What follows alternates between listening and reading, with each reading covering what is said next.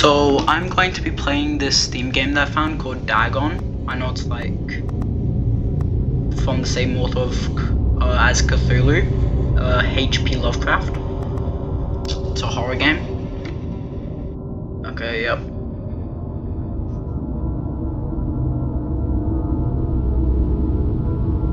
Okay. So it's basically your story. I am writing this under an appreciable mental strain, since by tonight I shall be no more.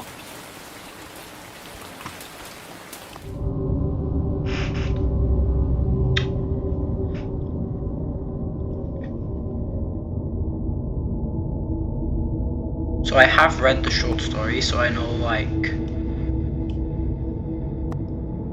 the Elder Sign. Okay. The only this is like the only H.P. Lovecraft book I've read, so I might not know everything. Penniless, and at the end of my supply of... Do not think from my slavery to morphine that I am a weakling or a degenerate. When you have read these hastily scrawled pages, you may guess, though never fully realize, why it is that I must have forgetfulness or death. So I don't want to say what happens, but like, if I remember correctly, he saw something really bad, and now he's taking a drug, and now he's telling what's happened. And if he doesn't forget, he will die. He'll kill himself.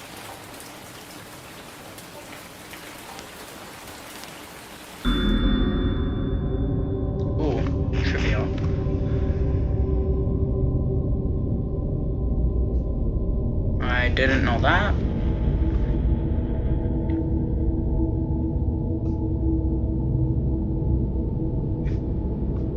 Okay, yeah, I should probably read it out loud. Next time I do, I'll start reading stuff out loud. You can read the discovered trivia immediately or go back to find them later. In the main menu, turn off displaying trivia if you find that the feature distracts you from the story. This can be changed anytime in the options. Yeah, I'll show trivia. So I can't move, so I'm just gonna like click this, gone for the story. It was in one of the most open and least frequented parts of the broad Pacific that the packet of which I was supercargo fell a victim to the German sea raider. Okay, yep, so that's a ship.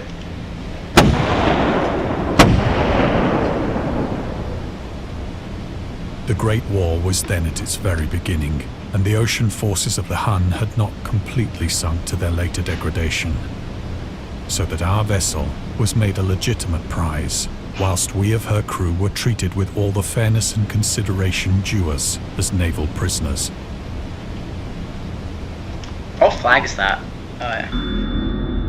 The Huns were Central Asian nomads who established a dominion in Europe and invaded the Roman Empire in the 5th century AD. They were known as brutal, deadly warriors and masters of quick raids who also developed powerful composite bows, lassos, and early siege weapons. Rainbow Six Siege.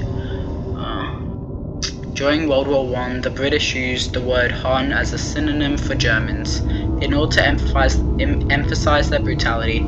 However, the term originated when the German Emperor Wilhelm II gave a speech to his troops on 27th of July 1900 before they embarked to China. Should you encounter the enemy, he will be defeated. No quarter will be given. Prisoners will not be taken. Whoever falls into your hands is forfeited. Just as 1,000 years ago, the Huns under their king Attila made a name for themselves, one that even today makes them seem mighty in history and legend. May the name German be affirmed by you in such a way in China that no Chinese will ever again dare to look cross-eyed at a German. The refusal to take prisoners was a clear breach of the law and customs of war adopted during the First Hague Convention of 1899. Okay, so that's I think that means that's like a German flag.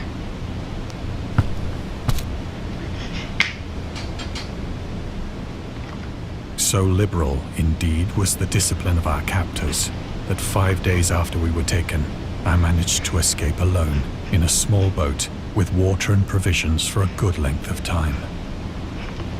Yep, so he escaped from the Germans and is in a small boat. That's his supplies. Let's see what he says. When I finally found myself adrift and free, I had but little idea of my surroundings. Never a competent navigator, I could only guess vaguely by the sun and stars that I was somewhat south of the equator. This is basically a retelling of the entire story. I don't know if I said that already. Like, it's word for word. Of the longitude, I knew nothing, and no island or coastline was in sight.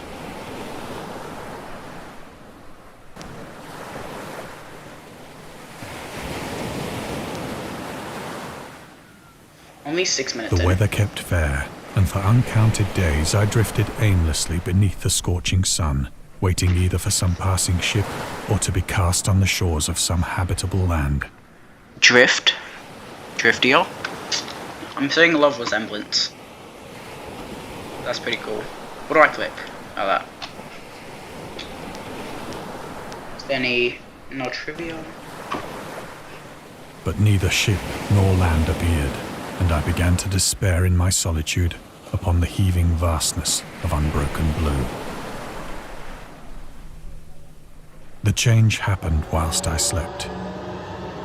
Its details I shall never know, for my slumber, though troubled and dream-infested, was continuous. Whoa! I do not remember this in the book. Yeah. When at last I awoke, it was to discover myself half sucked into a slimy expanse of hellish black mire, which extended about me in monotonous undulations as far as I could see, and in which my boat lay grounded some distance away. Though one might well imagine that my first sensation would be of wonder at so prodigious and unexpected a transformation of scenery, I was in reality more horrified than astonished. I think anyone would be. If you see like 1, 2, 5 colossal squids just like next to you, they capsized your boat, I don't think you would be astonished. For there was in the air and in the rotting soil a sinister quality which chilled me to the very core. The region was putrid with the carcasses of decaying fish and of other less describable things which I saw protruding from the nasty mud of the unending plain. When I read in the book, I imagined it to be more like sandy and less like this, but this is like a good representation. Although, I think they should be dead, because they're decaying. And also they're on land. Perhaps I should not hope to convey in mere words the unutterable hideousness that can dwell in absolute silence and barren immensity. There was nothing within hearing and nothing in sight save a vast reach of black slime, yet the very completeness of the stillness and the homogeneity of the landscape oppressed me with a nauseating fear. The sun was blazing down from a sky which seemed to me almost black in its cloudless cruelty, as though reflecting the inky marsh beneath my feet.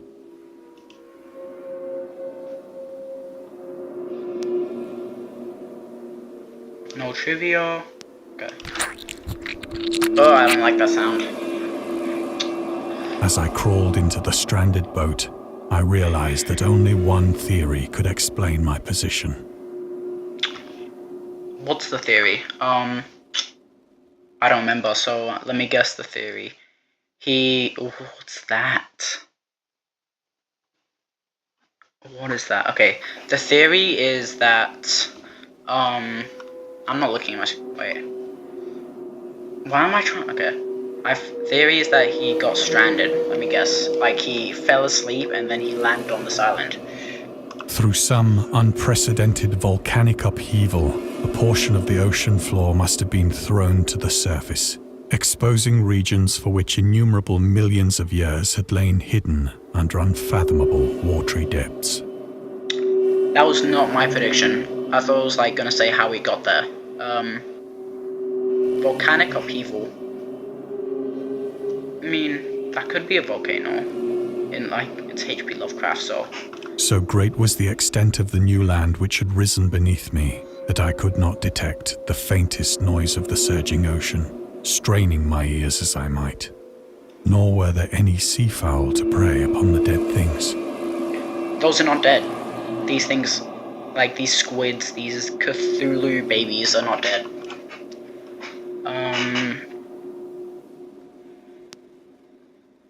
Dead fish. For several hours I sat thinking or brooding in the boat, which lay upon its side and afforded a slight shade as the sun moved across the heavens. As the day progressed, the ground lost some of its stickiness and seemed likely to dry sufficiently for traveling purposes in a short time. Is that an isotope? That night I slept but little, and the next day I made for myself a pack containing food and water, preparatory to an overland journey in search of the vanished sea and possible rescue. What do I click? Oh, the bag. On the third morning, I found the soil dry enough to walk upon with ease. Where is it? The odor of the fish was maddening, but I was too much concerned with graver things to mind so slight an evil, and set out boldly for an unknown goal. Well, how is this an island? Maybe I like... This does not look like soil. That's walkable. All the way. It's my mic.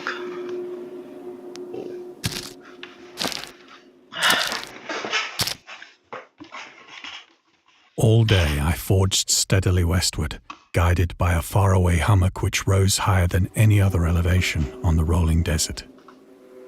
So it's a desert. That's muddy.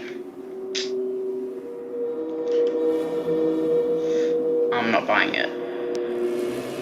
Oh, that's the cliff that he slept. Like, he slept on the shadow of the hill, if I remember. I clicked that. That night, I encamped, and on the following day still travelled toward the hummock, though that object seemed scarcely nearer than when I had first espied it. Oh, where's the trivia? There's, like, I've seen 2 pieces of trivia. I probably missed, like, 10 of them. By the 4th evening, I attained the base of the mound, which turned out to be much higher than it had appeared from a distance, an intervening valley setting it out in sharper relief from the general surface. Too weary to ascend, I slept in the shadow of the hill. I guessed it. Actually, no, I predicted it. I know I read the book, but... I know not why my dreams were so wild that night. Maybe because you're in, like, a wild mud island. But ere the waning and fantastically gibbous moon had risen far above the eastern plain, I was awake in a cold perspiration, determined to sleep no more. Such visions as I had experienced were too much for me to endure again, and in the glow of the moon I saw how unwise I had been to travel by day. Why? Because, like, you... like... to lose water? Without the glare of the parching sun, my journey would have cost me less energy. Indeed, I now felt quite able to perform the ascent which had deterred me at sunset. Picking up my pack, I started for the crest of the eminence. Eminence. What's that word? I don't know. I think that's the cliff. Supplies? I have said that the unbroken monotony of the rolling plain was a source of vague horror to me. But I think my horror was greater when I gained the summit of the mound and looked down the other side into an immeasurable pit or canyon, whose black recesses the moon had not yet soared high enough to illumine. I felt myself on the edge of the world, peering over the rim into a fathomless chaos of eternal night. Through my terror ran curious reminiscences of Paradise Lost. And is that book? And of Satan's hideous climb through the unfashioned realms of darkness.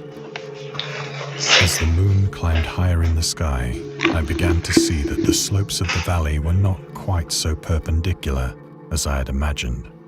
What valley? I can't see anything past this. This looks like ocean. And this is just rock.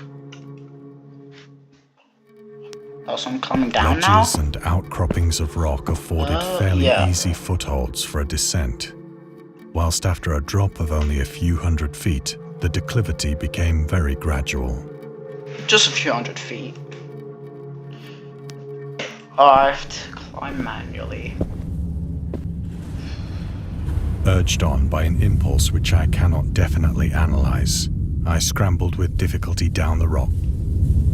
I'll read it then. Rocks and stood on the gentler slope beneath. Gazing into the Stygian deeps, where no light had yet penetrated. All at once, my attention was captured by a vast and singular object on the opposite slope, which rose steeply about 100 yards ahead of me. So this is my favorite part of the book, I think, if I remember correctly. It's like a stone obelisk, and then it's like the climax. I think we're up to the climax now. Yeah. An object that gleamed whitely in the newly bestowed rays of the ascending moon.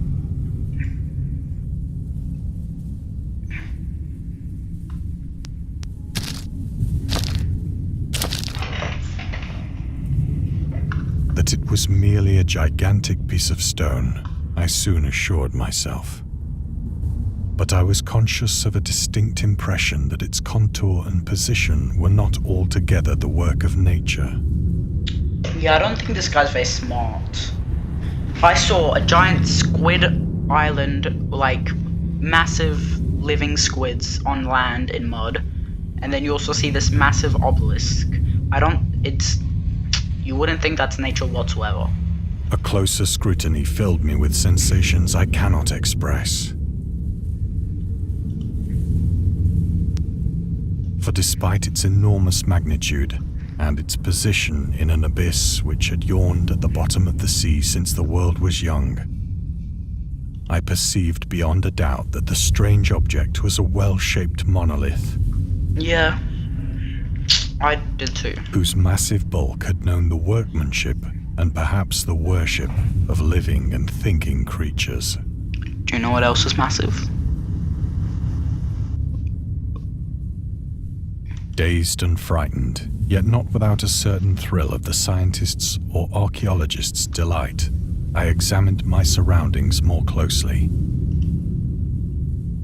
What surroundings? This is just the only thing that's here right now. Ugh.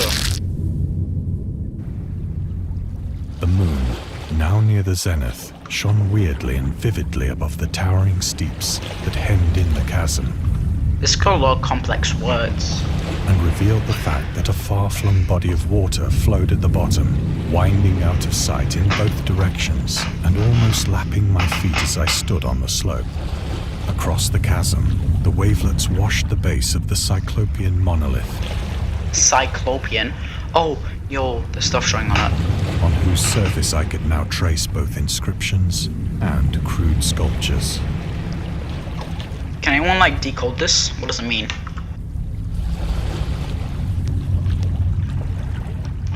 The writing was in a system of hieroglyphics unknown to me and unlike anything I'd ever seen in books. It was pretty good drawings for, these are just stock images, I felt like. Especially that turtle. I've seen that turtle pose everywhere. Cthulhu? Is that Cthulhu or Dagon? Consisting for the most part of conventionalized aquatic symbols such as fishes, eels, octopi, crustaceans, mollusks, whales, and the like.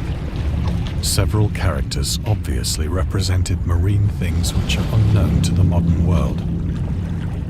So there's maybe one. I can't see the ones on the left because of the sun.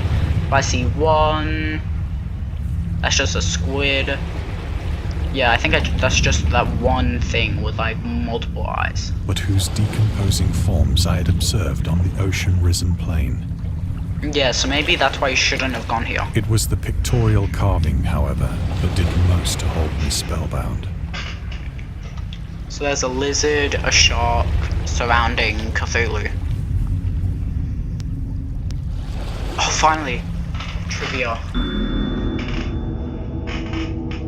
Dagon contained many themes and storytelling methods that Lovecraft developed in his later works, such as telling the story through carvings at the Mountains of Madness, the Nameless City, journals and characters' notes, the shadow out of time, the haunted of the dark, islands emerging from the ocean, the call of Cthulhu, or fictional beings and deities based on real events and mythologies, Mi-Go in the Whisperer of Darkness.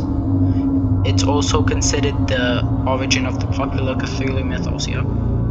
Some of Lovecraft's other stories also conclude in a manner similar to Dagon, but let's skip the details in order not to spoil the ending. Yeah, I won't spoil.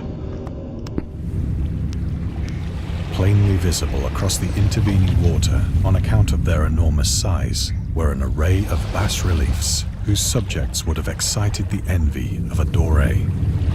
Oh, why didn't we see that before?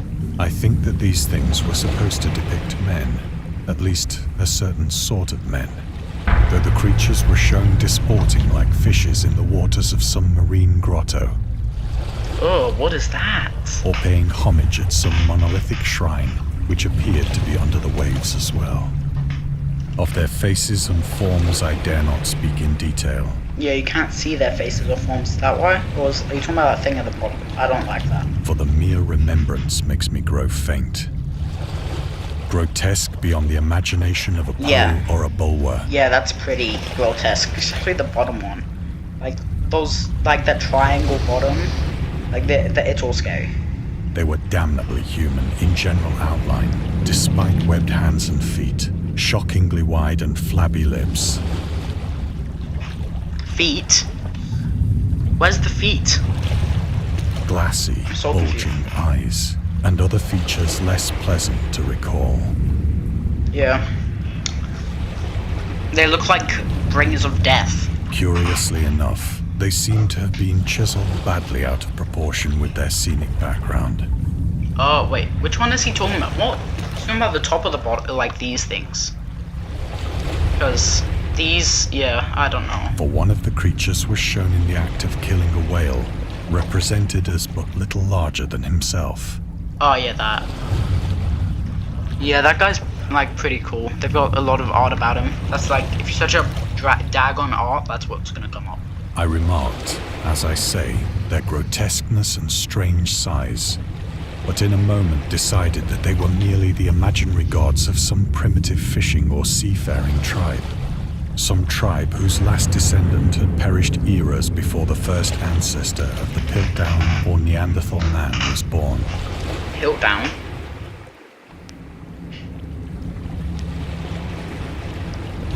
Awestruck at this unexpected glimpse into a past beyond the conception of the most daring anthropologist, I stood musing whilst the moon cast queer reflections on the silent channel before me.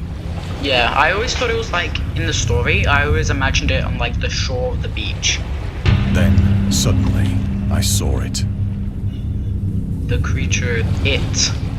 With only a slight churning to mark its rise to the surface, the thing Slight? slid into view above the dark waters. Fiend-like and loathsome, it darted like a stupendous monster of nightmares to the monolith. This is not how they described it in the story. Wait, is it? Maybe. About which it flung its gigantic scaly arms, the while it bowed its hideous head and gave vent to certain measured sounds. Get me out. I think I went mad then. Yeah, get me out. What about the other creatures? Get me out. Get this guy out. I forgot his name. Of my frantic ascent of the slope and cliff, and of my delirious journey back to the stranded boat, I remember little. Get me out. Get me out. It's also, I don't want this to be over 30 minutes, because otherwise no one watches it. No one watches it anyways, I sang but a still. great deal and laughed oddly when I was unable to sing.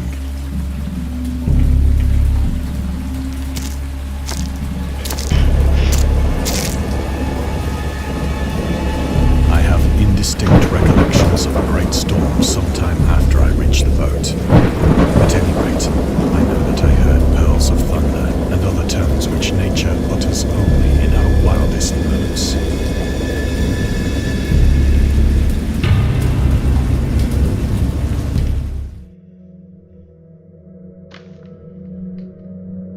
When I came out of the shadows, I was in a San Francisco hospital. So I'm American. Alright. Brought thither by the captain of the American ship which had picked up my boat in mid-ocean. In my delirium, I had said much, but found that my words had been given scant attention. Yeah, I don't think that's... Yeah, they're changing in the story, I think.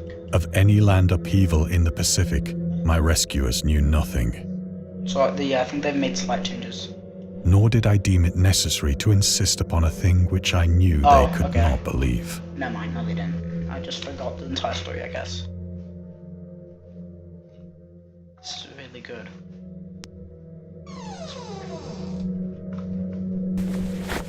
I'm not mentally ill, let me out. Once I sought out a celebrated ethnologist and amused him with peculiar questions regarding the ancient Philistine legend of Dagon, the fish god. Yes. Dagon was the main deity of the Philistines worshipped throughout the Middle East as the ancient god of fertility and crops. In Hebrew, the word Dagon was a common noun for grain. The rulers of Akkad, Mesopotamia, chose him as the patron saint of their war conquests. He also appeared as the judge of the dead in an Assyrian poem and an underworld prison warder in one of the Babylonian texts. He is often mistakenly taken for a fish god due to the wrong interpretation of his name, as in Hebrew the word dag means fish. In H.P. Lovecraft's work, Dagon is an underwater deity, ruling over the deep ones, a humanoid race with fish traits that resides in the ocean. He is worshipped by a secret cult called the Stoic Order of Dagon. That was pretty... yeah. Am I just stuck here?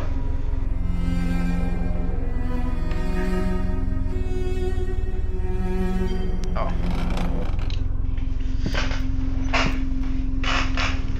But soon perceiving that he was hopelessly conventional, I did not press my inquiries. Necromonicon. August Derleth was an American writer and anthropologist, but he also befriended Lovecraft and published many of his works through his company, Arkham House. Although he greatly contributed to the popularization of the author's works after his death, he is surrounded by numerous controversies. One of his most questionable decisions involved introducing the good versus evil doctrine. Derleth was a devout Catholic. Okay, you know what? I have 2 minutes left. I'm not reading all this.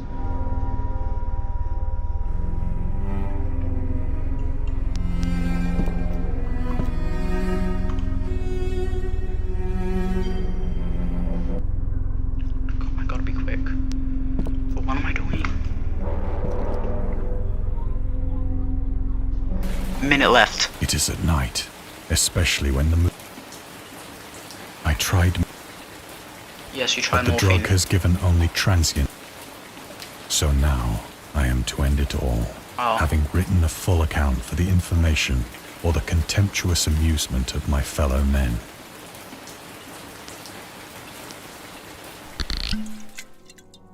Often, 30 seconds I ask left. myself if it could not all have been a pure phantasm, a mere freak of fever, as I lay sun-stricken, and this I ask myself. I cannot think of the deep sea without shuddering at the nameless things that may at this very moment be crawling and floundering on its slimy bed. worshipping their ancient stone idols, 26 carving left. their Whoa. own detestable likenesses. Is that like a? on That looks like a submarine obelisks Subnautica of creature. water. I dream of a day when they may rise above the billows to drag down into. Of a day when the land shall sink. No, it's 30 seconds, 30 minutes. Okay, I gotta end this as quick as possible. Universal Whoa. pandemonium. That's scary. Yeah, I think we're cooked if that happened. Please, Statue of Liberty. I've already passed the 30-minute mark. The end is near. I hear a noise at the door, as of some immense slippery body lumbering against it. It shall not find me. No. God! The window! That hand! Oh wait, no, I thought it's the window. They changed it. The hand. The window! The window! That's not a window. Oh. Yeah, the window, the window.